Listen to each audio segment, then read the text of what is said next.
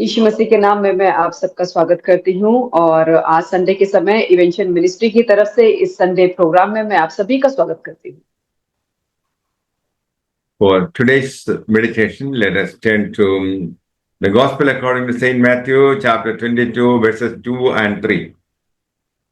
और आज के लिए देखेंगे हम मत्ती रचित सुसमाचार उसका 22 अध्याय उसका 2 और 3 वचन। The kingdom of the heavens has become like a king who prepared a wedding feast for his son, and he sent his slaves to call those who had been called to the wedding feast, yet they would not come.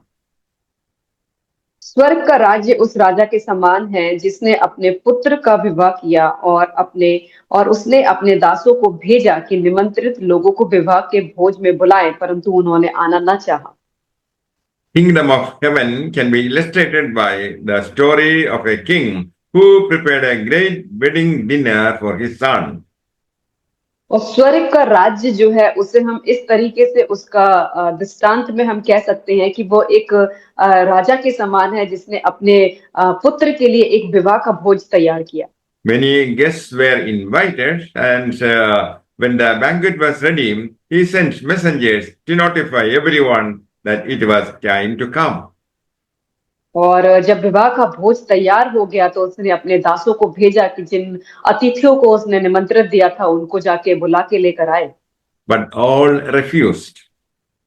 लेकिन सबने मना कर दिया। So he sent other servants to tell them everything is ready. तो इसीलिए उसने दूसरे दासों को भेजा कि उन्हें बताएं कि सब कुछ तैयार है। But the guests he had invited merely laughed and went on about their business. और लेकिन जब उन लोगों ने अतिथियों के पास जाकर गए तो वो लोग उसके ऊपर हंसने लगे और अपने अपने व्यापार में चले गए। Others beat up his messengers and treated them shamefully, even killed some of them. और लेकिन दूसरे जो थे अतिथि जिनको बुलाने के लिए भेजा गया था उन्होंने उसका मजाक बनाया, अपमान किया, उनको मारा और कुछ लोगों ने तो मार भी डाला। Then the angry king sent out his army and destroyed the murderers and burned their city. और तब राजा को क्रोध आया और उसने अपनी सेना को भेजकर उन हत्यारों को नाश किया और नगर को फूंक दिया। He said to his servants, "The wedding feast is ready, and the guests I invited aren't worthy of the honor." उसके बाद तब उसने अपने दासों से कहा कि विवाह का भोज तो तैयार है परंतु निमंत्रित लोग योग्य नहीं ठहरे। Now go out to the street corners and invite everyone you see. और तब उसने कहा कि चौराहों पर जाओ और जितने लोग तुम्हें मिले विवाह के भोज के लिए बुला के ले आओ। So the servants did and brought in all they could find, good and bad alike, and the banquet hall was filled with guests.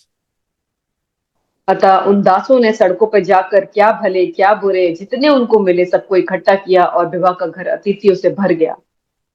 But when the king came to meet the guests, he noticed a man who wasn't wearing the wedding robe. और जब राजा अतिथियों को देखने के लिए भीतर आया तो वह एक मनुष्य को देखा जो विवाह का वस्त्र नहीं पहने हुए था। Friends, he asked, "How does it happen that you are here without a wedding robe?" तब उसने उससे पूछा, हे मित्र, तू विवाह का वस्त्र पहने बिना यहाँ क्यों आ गया? And the man had no reply. और उसका मुंह बंद हो गया। Then the king said to his aides, "Bind him hand and foot and throw him into the outer darkness where there is weeping and gnashing of teeth." तब राजा ने सेवकों से कहा, इसके हाथ पैर बांध कर उसे बाहर अंधियारों में डाल दो जहाँ पे रोना और दांत पीसना होगा। For many are called, but few are chosen. क्योंकि बहुत लोग जो हैं वो बुलाए गए हैं लेकिन कुछ ही लोग हैं जो चुने गए हैं। The man not clothed with a wedding garment is saved because he has come to the wedding feast. और जो इंसान जो है जो विवाह के वस्त्र को पहन के बिना ही आया उसमें विवाह के भोज में, मतलब उसने उद्धार पाया है लेकिन इसीलिए वो विवाह के भोज में आ पाया है। He has received Christ, but he has not lived Christ by faith and power of the Holy Spirit. उसने मसीह को ग्रहण किया है, लेकिन उसने मसीह को विश्वास और पवित्र आत्मा के जरिए उसने जिया नहीं है। He has been called to salvation, but he has not been chosen for the enjoyment of the kingdom of heaven. उसे उद्धार के लिए तो बुलाया गया, लेकिन उसे स्वर्ग के राज्य का आनंद उठाने के लिए चुना नहीं गया। It's only for the overcoming believers और ये केवल विजयी विश्वासियों के लिए है। in the millennium. The overcoming believers will be with Christ in the bright glory of the kingdom. और 1000 वर्षों के राज्य में जो विजयी विश्वासी हैं मसीह के साथ उसकी तेजस्वी महिमा में होंगे। But the defeated believers will suffer discipline in the outer darkness. लेकिन जो पराजित विश्वासी हैं बाहरी अंधकार में अनुशासित झेलेंगे।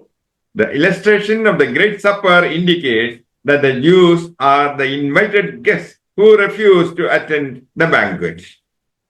और ये जो विवाह का भोज का ये जो दृष्टांत बताया गया है वो ये बताता है कि यहूदी वही अतिथि हैं जिनको बुलाया गया था भोज के लिए, लेकिन उन्होंने आने से मना कर दिया। Gentiles are invited in their place and attend. और लेकिन अन्य जाति जो है उनकी जगह पे आए और उन्होंने भोज के घर में गए। The call to repentance and salvation is universal to Jew, Gentile alike. पश्चाताप और उद्धार के लिए जो बुलावा है वो सबके लिए है, यहूदियों के लिए, अन्य जातियों के लिए, दोनों के लिए है। May the Lord bless you all with these words. Amen. परमेश्वर वचन के द्वारा आशीष करें। आमीन।